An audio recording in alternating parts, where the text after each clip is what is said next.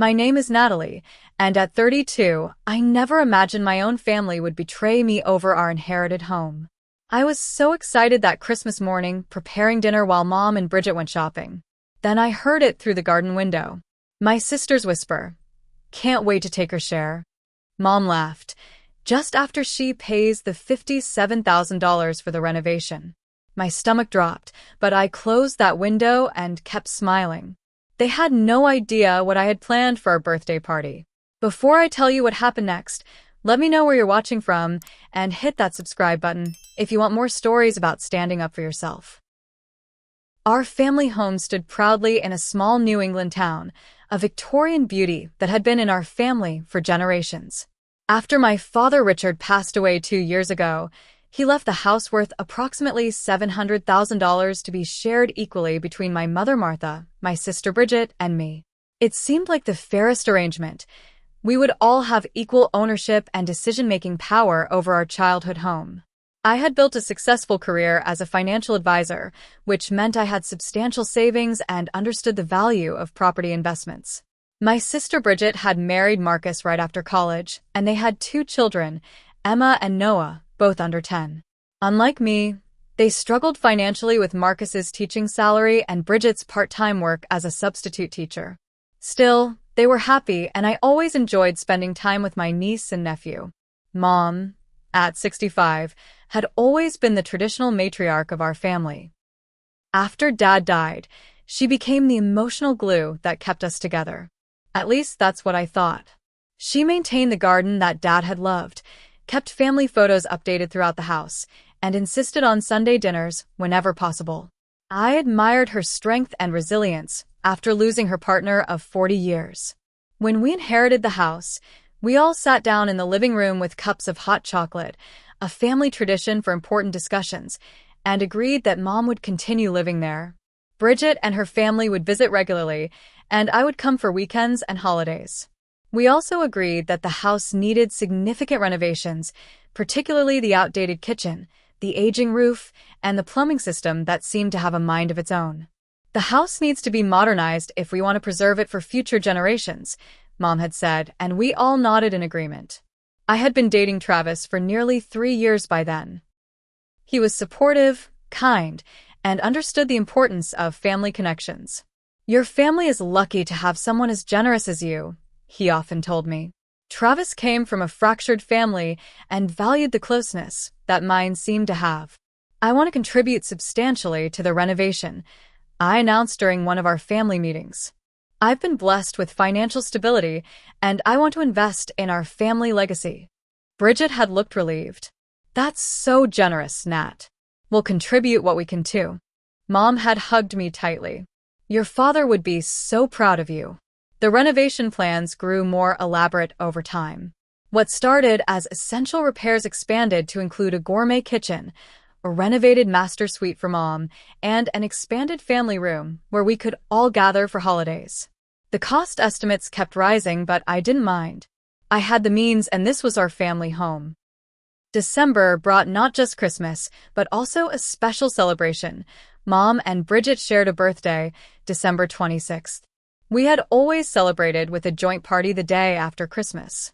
This year would be extra special with a combined Christmas and birthday celebration, with many family friends invited to see the plans for the renovation that would begin in January. Growing up in that house had given us countless memories. I remembered sliding down the banister despite Mom's warnings, hiding in the window seat during games of hide and seek, and the mark on the kitchen wall where Dad measured our heights every birthday.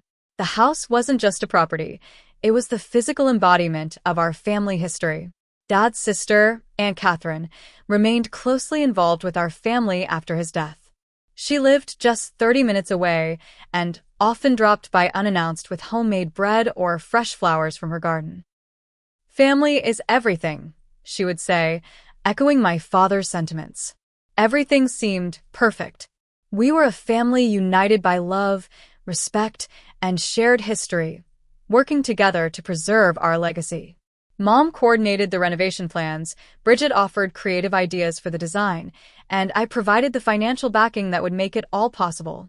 We had contractors scheduled to begin work in January, right after the holiday celebrations.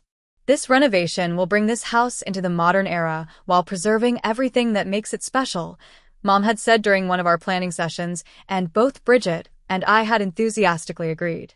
There was no hint of the betrayal that was brewing beneath the surface of our seemingly perfect family harmony. The first small crack in our family unity appeared in early December. I arrived at the house on a Saturday morning to review some tile samples for the kitchen backsplash. As I pulled into the driveway, I noticed an unfamiliar car. Later I learned it belonged to the family lawyer, Gerald Thompson. When I entered through the front door, I heard hushed voices coming from the study, which immediately fell silent when the floorboard creaked beneath my feet. "Hello," I called out, hanging my coat on the antique rack in the hallway. Mom appeared from the study, closing the door behind her quickly. "Natalie, we weren't expecting you until this afternoon." Bridget emerged a moment later, shuffling some papers into a folder. "Just going over some boring paperwork," she said with a smile that didn't quite reach her eyes. I thought nothing of it at the time, but now I recognize it as the first warning sign. Over the next few weeks, I noticed Bridget and Mom would often stop talking when I entered a room. They exchanged glances that seemed loaded with unspoken meaning. During our renovation planning meetings, my suggestions were increasingly met with polite but firm resistance.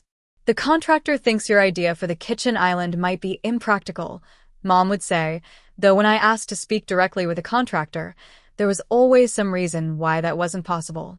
The week before Christmas, I transferred $57,000 into our shared renovation account. The amount we had agreed would be my contribution to the first phase of work. The transfer brought a sense of finality and commitment that made me feel both nervous and excited. "Your contribution is going to make such a difference," Bridget had said when I mentioned completing the transfer. There was something in her tone that struck me as odd, a note of satisfaction rather than gratitude.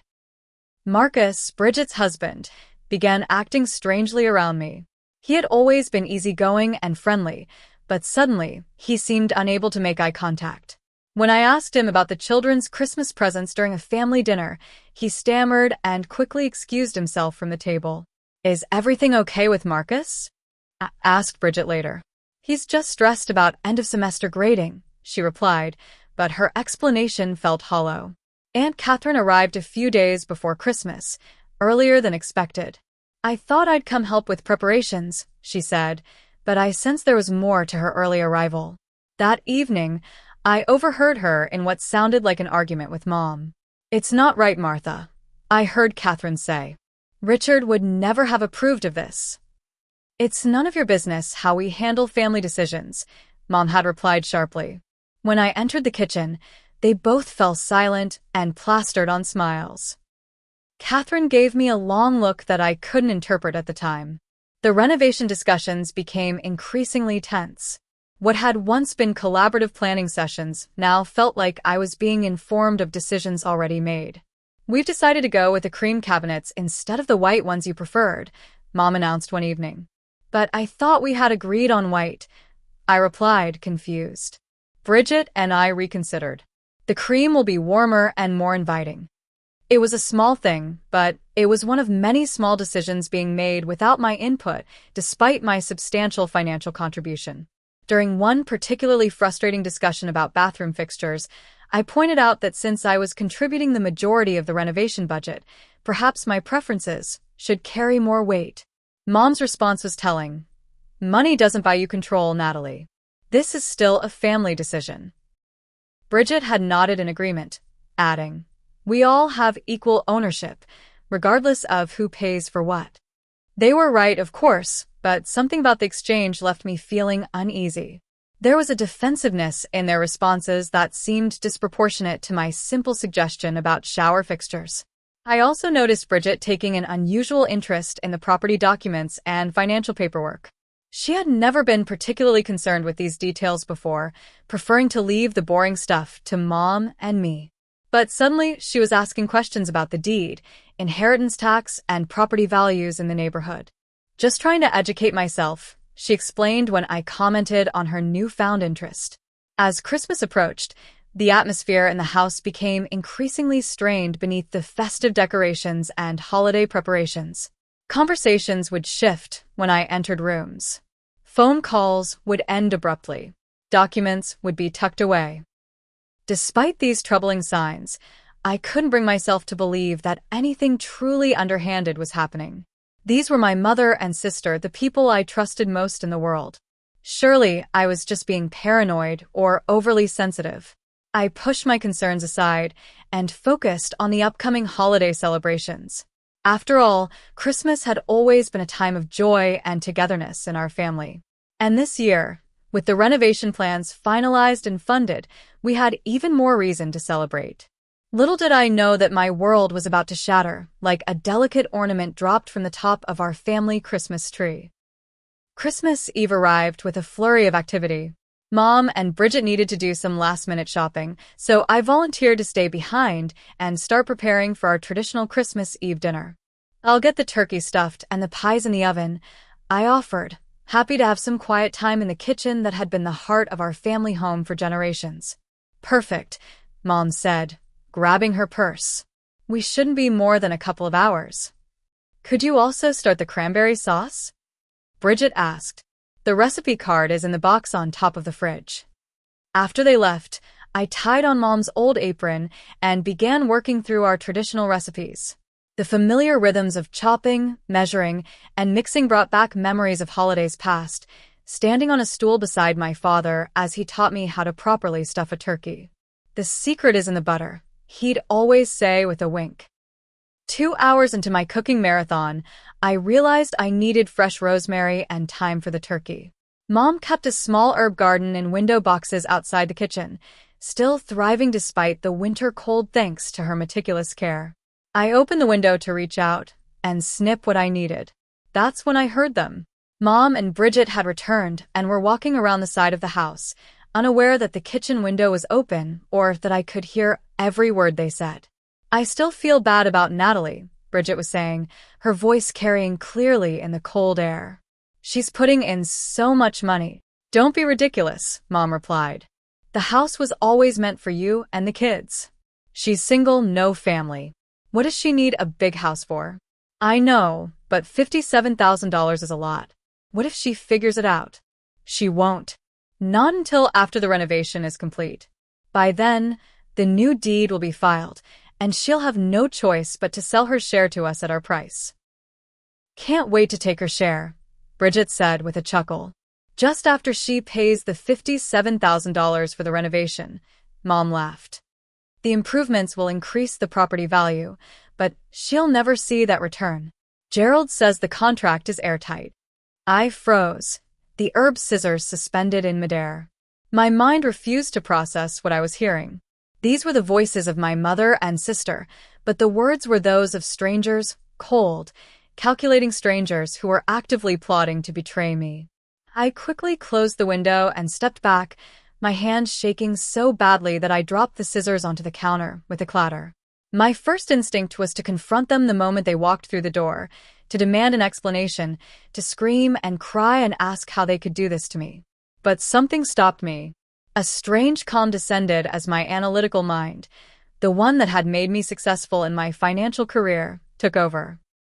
If I confronted them now, they would deny everything. They would claim I misheard or misunderstood. They would be more careful going forward, making it harder for me to gather evidence. Instead, I returned to the turkey, methodically continuing my preparations as though my entire world hadn't just imploded. When they came through the door, shopping bags in hand, I greeted them with a smile that felt like it might crack my face. "How's the cooking coming along?" Mom asked, setting her bags on the counter. "Perfectly," I replied, amazed at how normal my voice sounded. "Everything's right on schedule." While they unpacked their purchases, I excused myself to use the bathroom. Instead, I slipped into the study where I had seen Bridget putting away papers earlier in the week. With my heart pounding, I quietly searched through the desk drawers until I found a folder labeled Renovation Contract. Flipping through the documents inside, my suspicions were confirmed. The new contract included language about property improvements increasing equity share for those contributing to renovations, a clause that hadn't been in the original agreement we'd all discussed. There was also a draft of a new deed that reduced my ownership share from 1/3 to just 15%, with a clause allowing forced buyout at fair market value as determined by appointed appraiser. My hands trembled as I took photos of the documents with my phone, carefully replacing everything exactly as I had found it. Next, I checked Mom's email on the family computer that we all used. She had forgotten to log out, and there in her inbox was a thread between her, Bridget, and Gerald Thompson with the subject line, Natalie's share, acquisition strategy. I skimmed the emails quickly, nausea building as I read Gerald's advice about timing. Wait until after she's financially committed to the renovation. The improvements will increase the property value, but with the new agreement in place, her contribution will effectively transfer partial ownership to you both. Another email from Bridget asked, what if she refuses to sell her share to us? Gerald's response was chilling. The new agreement gives Martha right of first refusal at a price determined by our selected appraiser. She'll have no choice but to accept or face expensive legal battles she can't afford. I logged out of the email and erased the browser history, my mind racing. They had deliberately inflated my contribution to the renovation, knowing that the money would effectively be transferred to them through the increased property value once they forced me out. When I returned to the kitchen, I felt like I was moving through a nightmare. How could the people I loved most in the world do this to me? Every memory of our family unity now seemed like a cruel joke. Every conversation about the renovation took on sinister undertones in retrospect. That night, after everyone had gone to bed, I called Travis from the privacy of my old bedroom. I couldn't tell him everything, not over the phone, not when the risk of being overheard was too great. Is everything okay? He asked, immediately sensing something was wrong from the tone of my voice. Not really, I whispered. But I can't talk about it right now. Can we meet tomorrow? Somewhere private. Of course. What about lunch at my place? I can make those sandwiches you like. Perfect. I'll find an excuse to get away for a couple of hours. After hanging up, I lay in my childhood bed staring at the glow-in-the-dark stars my father had placed on the ceiling when I was 8. They had always brought me comfort, a night light that made the darkness less frightening. But now, no amount of stars could illuminate the darkness that had descended upon my heart. My own mother and sister had been plotting against me, using my generosity and trust as weapons. The pain was physical, a crushing weight on my chest that made it difficult to breathe. I buried my face in my pillow to muffle the sobs that finally broke free, my body shaking with the force of my grief. By morning, however, the grief had crystallized into something harder and more focused: determination. I would not be their victim. I would not allow them to steal what was rightfully mine. And most importantly, I would not give them the satisfaction of breaking me. Christmas Day would proceed as planned. I would smile and exchange gifts, eat turkey, and pull crackers. But behind my festive mask, I would be planning, gathering evidence, preparing for a confrontation that would ensure they never underestimated me again. Christmas Day passed in a blur of forced smiles and festive traditions. I went through the motions of opening presents, serving dinner, and participating in family games, all while feeling completely detached from the celebrations. Every laugh from Mom, every touch on the arm from Bridget, sent waves of revulsion through me. How could they sit there, exchanging gifts and sharing memories, while secretly plotting to betray me? Despite my inner turmoil, I maintained my facade of ignorance. I even enthusiastically discussed renovation details, asking questions that I hoped would prompt revealing responses. I had downloaded a voice recording app on my phone and kept it running in my pocket throughout the day, capturing conversations that might later serve as evidence. The contractor mentioned something about changes to the agreement. I said casually as we cleared away Christmas dinner dishes. I meant to ask about that. Nothing important, Mom replied quickly. Just some standard legal language Gerald suggested to protect everyone's interests. I'd still like to review it before the work begins, I pressed. After all, $57,000 is a significant investment. Bridget and Mom exchanged a glance that confirmed everything. Of course, Bridget said smoothly. We can go over everything at the family meeting next week. That evening, I made an excuse about needing to pick up Travis's Christmas gift, which I'd forgotten at my apartment. In reality, I drove straight to Travis's place, where I finally allowed myself to fall apart. "They're trying to steal my inheritance," I sobbed as Travis held me. "My own mother and sister." I showed him the photos I'd taken of the documents and played some of the recordings from my phone. His expression darkened with each revelation. "This is beyond wrong," he said, his voice tight with anger.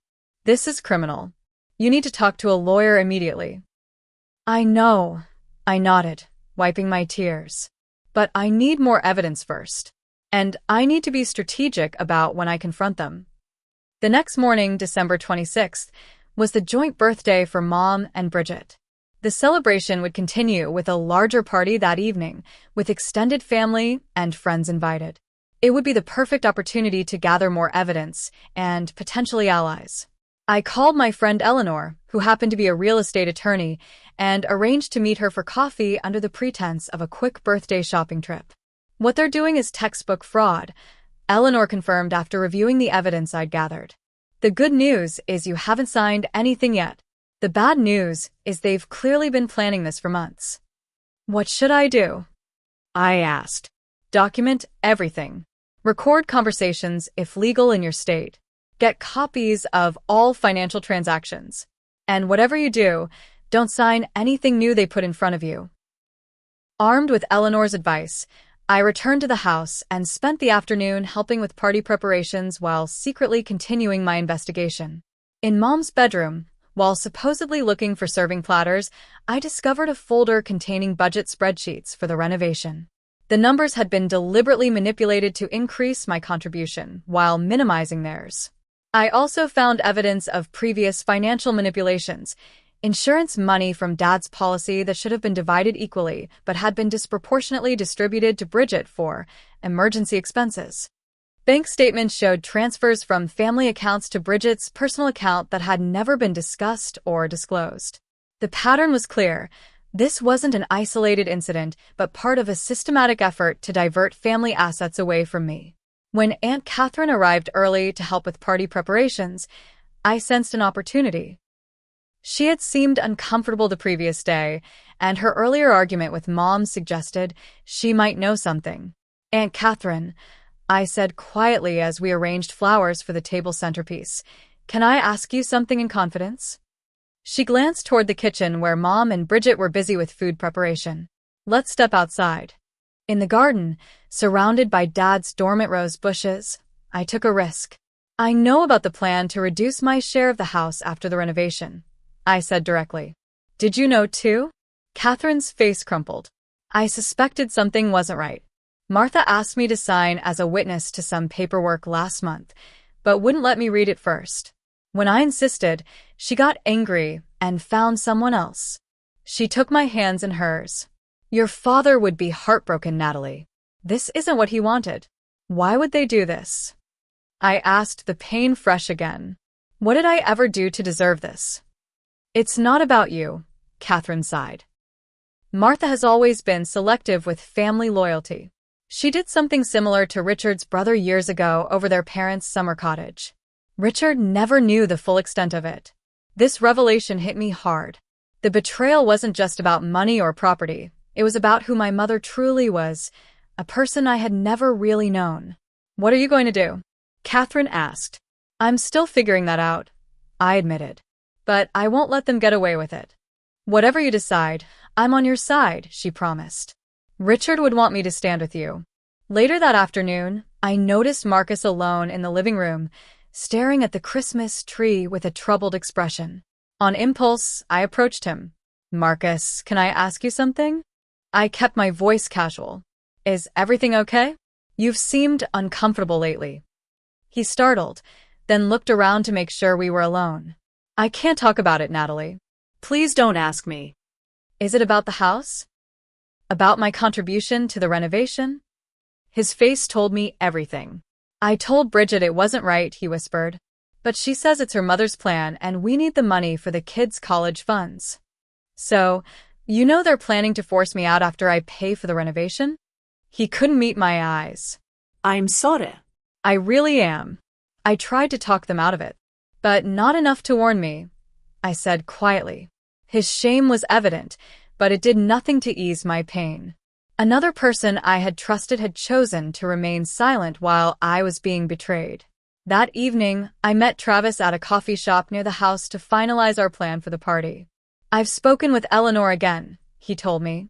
"She's coming to the party tonight as your guest, and she's prepared legal documents to protect your interests."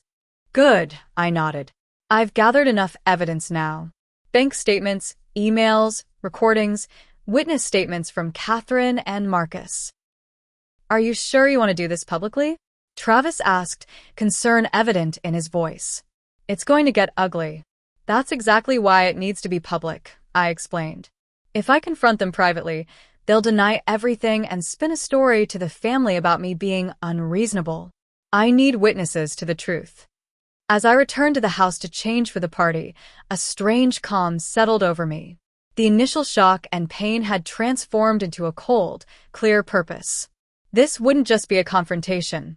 It would be a reckoning. In my old bedroom, I changed into the dress I had carefully selected, not the casual outfit I had originally planned, but a sharp, professional black dress that made me look authoritative and confident.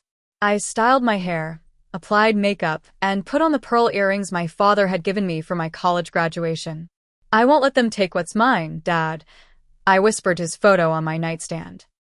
"And I won't let them dishonor your memory with their greed." The stage was set. The evidence was gathered. My allies were in place. In just a few hours, the birthday celebration would transform into something none of us would ever forget. The house glowed with warmth as guests began to arrive for the combined birthday celebration. I had spent the afternoon helping Mom and Bridget decorate, hanging streamers and arranging flowers while swallowing my disgust at their false smiles and casual conversation. The Christmas tree lights twinkled in the corner, and birthday banners for both Mom and Bridget hung across the living room. "Everything looks beautiful," remarked Judith, one of Mom's oldest friends, as she handed me her coat. "We wanted it to be special," I replied with a practiced smile. After all, how often do mother and daughter get to celebrate their birthdays together? By 7 o'clock, the house was filled with family friends, neighbors, and relatives. I stationed myself near the entrance, greeting guests and directing them toward the dining room where drinks and appetizers were being served. Each time the doorbell rang, my heart raced with anticipation and dread. When Travis arrived, he gave my hand a reassuring squeeze. "Are you okay?" he whispered. "As okay as I can be," I whispered back. "Eleanor. She's parking. She'll be here in a minute."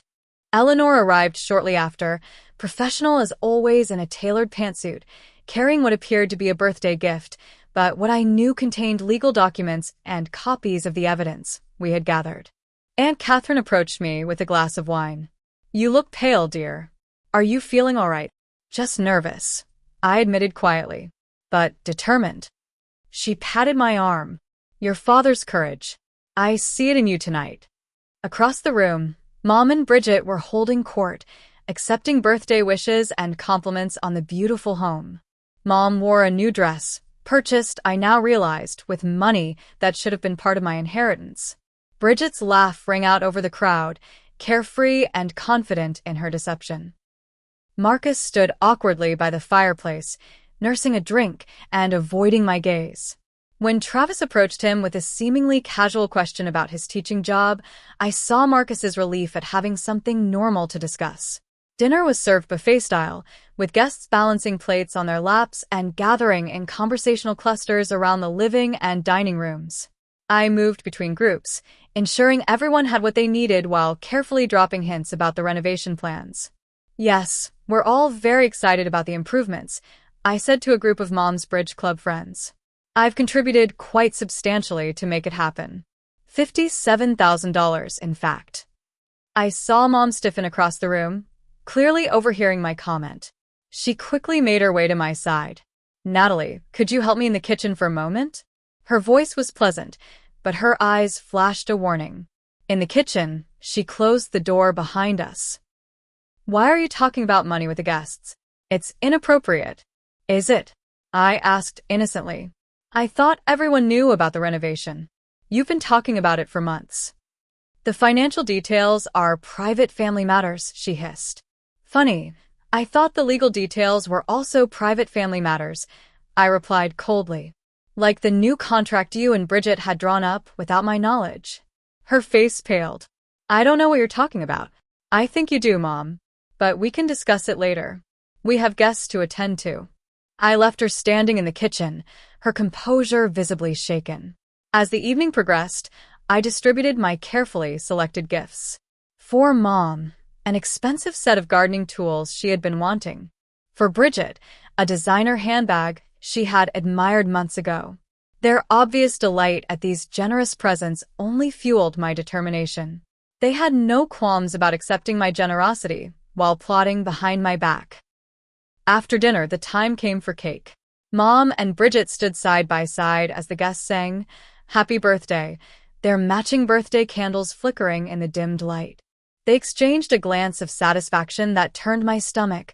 So confident were they in their scheme that they didn't bother to hide their collusion. Speech. Someone called out after the candles were blown out and the first slices of cake were being distributed. Mom spoke first, thanking everyone for coming and expressing her joy at sharing her birthday with her wonderful daughter Bridget. She made no mention of me until the very end, adding almost as an afterthought. And, of course, thanks to Natalie for helping with the preparations today. Bridget's speech followed the same pattern. Effusive thanks to everyone, special mentions for her husband and children, and barely an acknowledgement of my existence. As applause filled the room, I caught Travis's eye. He nodded slightly, our signal. It was time. I stood and tapped my glass with a spoon, the clear ringing sound cutting through the chatter. I'd like to make a toast, I announced, my voice stronger than I expected. The room quieted as all eyes turned to me. Mom and Bridget smiled indulgently, clearly expecting some sentimental birthday wishes. To family, I began, raising my glass. To trust, honesty, and honoring those we've lost. Murmurs of agreement rippled through the crowd. Many of you know that my father left this house to the three of us equally, Mom, Bridget, and me. What you may not know is that I recently contributed $57,000 toward renovations that will begin next month. I paused, watching confusion spread across some faces.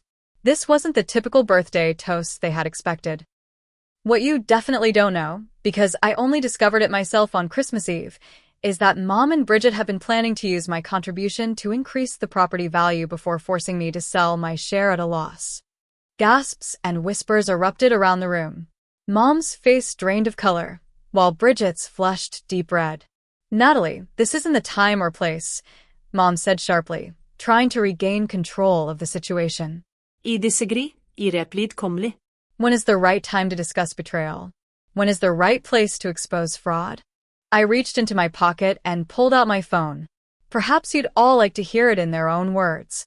I pressed play on the recording I had captured Christmas Day, and Mom's voice filled the suddenly silent room. Once the renovation is complete, the new deed will be filed. She'll have no choice but to sell her share to us at our price. Followed by Bridget's response. But what if she finds out before then? And Mom again. She won't. By the time she realizes what's happened, it will be too late.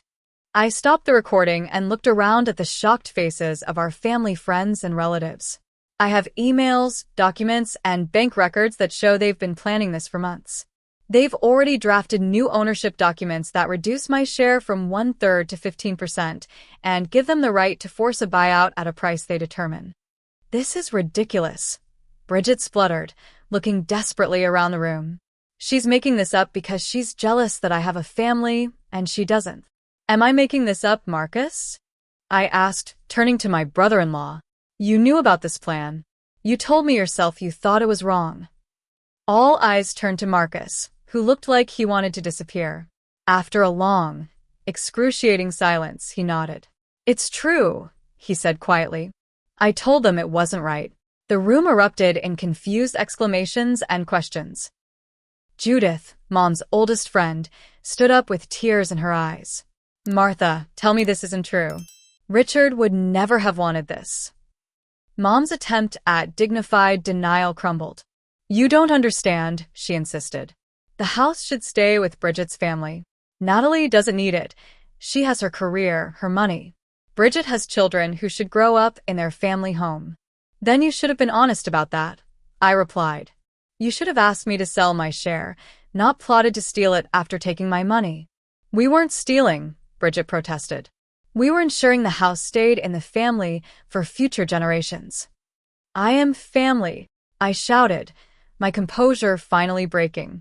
I am Richard's daughter just as much as you are. This was my childhood home too. And you were willing to steal from me, your own sister, to get what you wanted. Eleanor stepped forward, the professional calm of her legal training evident. As Natalie's attorney, I should inform you that we have prepared legal documentation to protect her interests.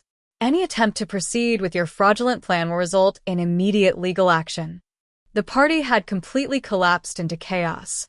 Some guests were already gathering their coats, eager to escape the uncomfortable scene. Others were clustered in small groups, whispering and casting shocked glances at Mom and Bridget. Aunt Catherine moved to stand beside me, her hand on my shoulder in a clear show of support.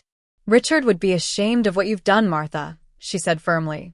And you, Bridget, I expected better from you. Mom's face hardened as she realized the extent of her exposure. This is a private family matter that should have been discussed privately. Natalie has deliberately humiliated us in front of our friends. No, Mom, ikuntarat.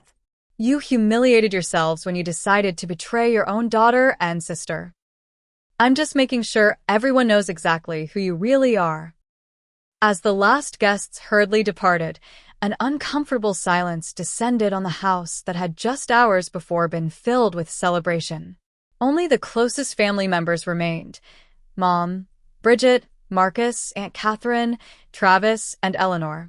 The birthday decorations hung limply, a sad reminder of the festivities that had disintegrated into confrontation and revelation. Mom was the first to break the silence, her voice trembling with a mixture of anger and humiliation. I hope you're satisfied, Natalie. You've ruined our birthday and embarrassed us in front of everyone we know. I'm not satisfied, I replied, my voice steady despite the emotional turmoil inside me. I'm heartbroken, but I refuse to be your victim. Bridget had collapsed onto the sofa, mascara streaking her face. You had no right to do this publicly, she sobbed. This was between us. Between us? I laughed bitterly. There is no us anymore. You destroyed that when you plotted behind my back. Eleanor placed the folder she had brought on the coffee table. I've prepared paperwork that will protect Natalie's investment and her equal share in the property. It includes a restraining order preventing any changes to the deed without her explicit written consent, witnessed by an independent third party. Mom's eyes flashed. We don't need your legal threats. This is our home. Our home, I corrected. 1/3 mine, to be exact. Unless you'd prefer I force a sale of the entire property right now. The color drained from Mom's face. You wouldn't. Try me, I challenged. After what I've discovered, I'm prepared to do whatever necessary to protect myself. Travis, who had been quietly observing, stepped forward. Natalie has been nothing but generous with both of you. She was willing to contribute far more than her share to renovations that would benefit everyone. And this is how you repay her. Stay out of this, Mom snapped. You're not family. Neither am I, apparently, I retorted. Not when it comes to honest treatment. Marcus, who had been silently standing by the fireplace, finally spoke. We should have told her the truth from the beginning. This whole scheme was wrong. Bridget whirled on him. Whose side are you on? The side of basic decency, he replied, a new firmness in his voice that I had never heard before. Your mother convinced you this was somehow justified, but it's not. It's fraud, Bridget. And it's cruel. It was for our children, Bridget insisted. For their future. At the expense of your sister's trust? Their aunt. Marcus shook his head. What lesson does that teach them about family? As Bridget and Marcus began arguing, Aunt Catherine guided me into the kitchen for a moment of privacy. Are you all right? She asked, her eyes filled with concern. No, I admitted. I don't think I will be for a long time, but I'm glad the truth is out. Your father would be proud of you for standing up for yourself, she said, squeezing my hand. He always said you had a quiet strength that people underestimated. Back in the living room, the argument had escalated. Mom was now blaming Bridget for being careless with their conversations, while Bridget accused Mom of masterminding a plan that had now blown up in their faces. "This is exactly what your father would have wanted," Mom insisted, turning to me. "He knew Bridget needed the security more than you did. Then why didn't he leave the house to her?" I challenged. "He made his wishes clear, Mom. Equal shares for all of us." "Sometimes parents have to adjust things to make them truly fair," she replied. "There's nothing fair about deception and theft," Eleanor interjected. "And legally, you have no ground to stand on." The confrontation continued for hours, circling through accusations, justifications, and recriminations. Mom attempted to minimize her role, claiming she had only wanted what was best for everyone. Bridget vacillated between tearful apologies and angry defenses of their plan. As the night wore on, the practical consequences of my discovery began to emerge. The renovation plans were now in limbo. The family trust was irreparably damaged, and the financial arrangements would need complete restructuring.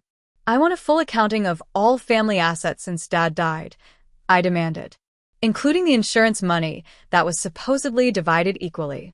Mom's guilty expression confirmed my suspicions that the renovation scheme wasn't the first time I had been shortchanged. "And I want my $57,000 returned immediately," I continued. "If there's going to be any renovation, we start from scratch with transparent agreements and equal contributions proportionate to our means." "We don't have the money to pay you back right now," Mom admitted reluctantly. "It's been allocated." "To what?" I demanded. Bridget looked at the floor. "Some of it went to pay off our car loan. And Emma's private school tuition." The betrayal cut even deeper. They had already spent my renovation contribution on their personal expenses. "Then you'll have to find a way to come up with it," I said coldly. "Or we can list the house for sale and each take our equal share of the proceeds." "You wouldn't force us out of our home," Mom gasped. "Why not? You were planning to force me out of my inheritance." As dawn approached, Eleanor suggested we all take time to calm down before making any permanent decisions. "Natalie's legal position is secure now," she explained. "No changes can be made to the property ownership without her consent.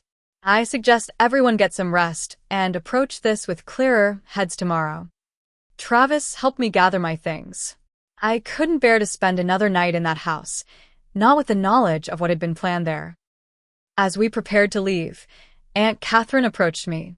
"Come stay with me for a few days," she offered, "until you decide what you want to do next." "Thank you," I said, grateful for her support. Mom watched from the doorway, her expression a mixture of anger and fear. The control she thought she had over the situation, over me, had evaporated, and she didn't know how to process this new reality. In the days that followed, news of the confrontation spread through our small community. Friends called to express their shock and support. Family members took sides, some defending Mom and Bridget's intentions while others were appalled by their actions. 2 weeks after the party, Bridget called and asked to meet me alone at a coffee shop downtown. She looked tired and subdued as she stirred her latte without drinking it. "Marcus is furious with me," she said after we had sat in uncomfortable silence for several minutes. "He says he can't look at me the same way anymore." "That's not my problem," I replied, still unable to summon sympathy for her. "I know," she sighed. "None of this is your problem. It's mine." I let Mom convince me that what we were doing was somehow justified. I let my financial worries cloud my judgment. And I betrayed my own sister. Her apology seemed genuine, but the trust between us had been shattered. "What do you want from me, Bridget?" "I don't know," she admitted. "Forgiveness seems too much to ask. Understanding, maybe?" "I understand perfectly," I said. "You were willing to steal from me because you needed money. What's to understand beyond that?" Our conversation ended without resolution, but it was the beginning of a long, painful process of redefining our relationship. Mom, meanwhile, remained defiant, insisting that her intentions had been misunderstood and that I had overreacted. Through Eleanor's firm intervention, we eventually reached a legal agreement. The house would remain jointly owned, but with strict provisions protecting each person's interest. Mom could continue living there, but any future renovation or sale would require unanimous consent. My $57,000 would be repaid to me over time, secured by a lien against their shares of the property. The emotional wounds, however, proved harder to resolve than the legal ones. Family gatherings became awkward affairs, with conversation carefully steered away from anything related to the house or money. The easy closeness we had once shared was gone, replaced by cautious politeness and underlying tension. 6 months after the birthday party confrontation, I stood in the living room of my newly purchased townhouse, surrounded by moving boxes and the fresh scent of possibility. After careful consideration, I had decided to invest in my own property rather than continue the battle over the family home. The decision brought both sadness and liberation. "What do you think?" I asked Travis as he carried in the last box from his truck. "It suits you," he replied, setting down the box and wrapping his arms around me from behind.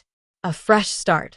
The past 6 months had been a journey through grief, anger, and eventually, healing.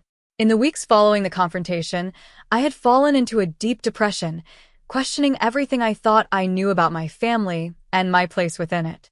The betrayal had shaken my foundation, making me doubt not just my relationship with Mom and Bridget, but my judgment about people in general. "I should have seen the signs," I told Dr. Patterson during one of our weekly therapy sessions. "They were right in front of me." "We see what we expect to see," she replied gently.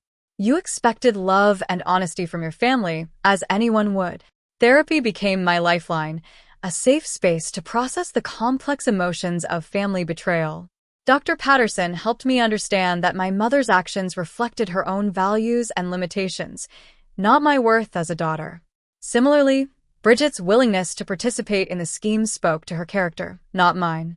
"The hardest part of healing," Dr. Patterson explained, "is accepting that you may never get the apology or acknowledgement you deserve. Your healing can't depend on their recognition of the harm they caused." Those words resonated deeply. I had been waiting for Mom to truly understand how deeply she had wounded me, but that understanding might never come. My healing had to be independent of her response. As spring turned to summer, I began rebuilding my life and creating new traditions. Sunday dinners, once spent at the family home, now took place in my apartment with a rotating group of friends who had stood by me through the crisis. Eleanor became a close friend, as well as my attorney. Travis and I grew closer, our relationship strengthened by the way he had supported me without reservation. Most surprisingly, Aunt Catherine became a surrogate mother figure. She called regularly, sent handwritten notes, and shared stories about my father that Mom had never told.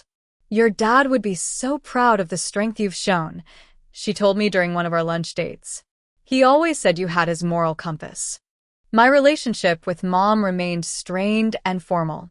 We spoke occasionally about practical matters related to the house, but the emotional connection had been severed. She never fully acknowledged the wrong she had done, instead maintaining that her actions had been misunderstood and her intentions pure. "I only wanted what was best for the family," she would insist. "No, Mom," I would counter. "You wanted what was best for the family as you defined it, which didn't include me." Bridget's path was more complicated.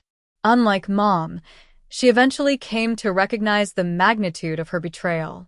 3 months after our confrontation, she asked to meet me at a park near my apartment. "I've been thinking a lot about what happened," she said as we sat on a bench watching children play. "About the kind of person I was becoming, the kind of mother I was modeling for Emma and Noah."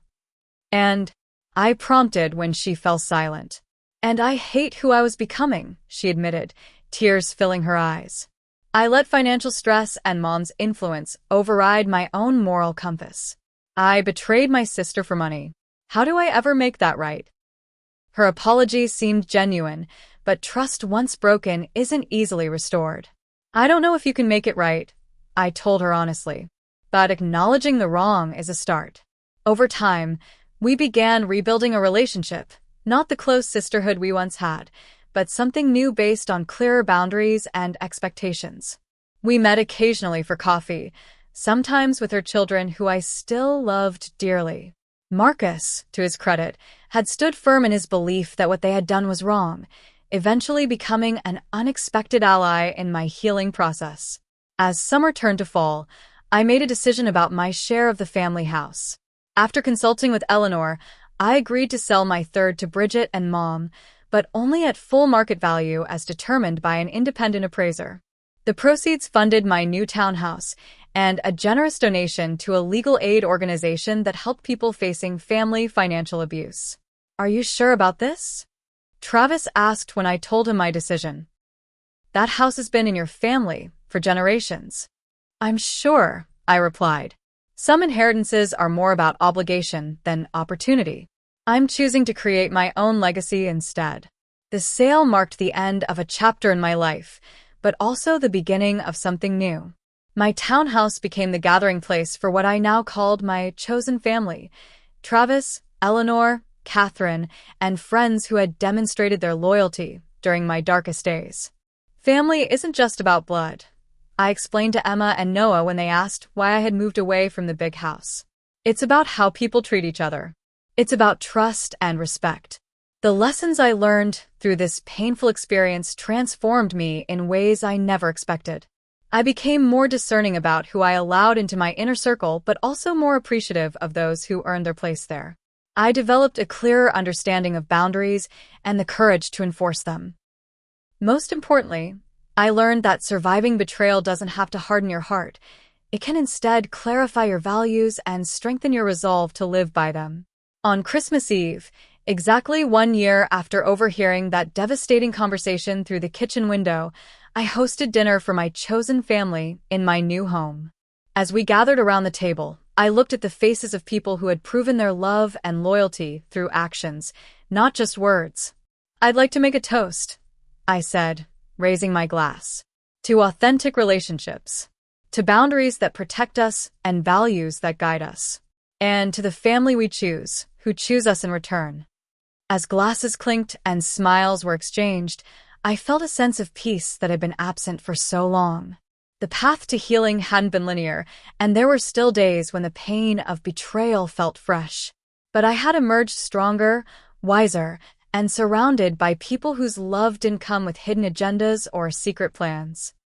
The $57,000 that nearly cost me my sense of self had instead bought me an invaluable lesson. True family protects rather than exploits, elevates rather than diminishes, and chooses honesty even when deception might be easier. Have you ever experienced betrayal from someone you trusted completely? How did you handle it? I've learned that sometimes the family we choose is more reliable than the one we're born into. Drop a comment below sharing your experience, and don't forget to like and subscribe if this story resonated with you.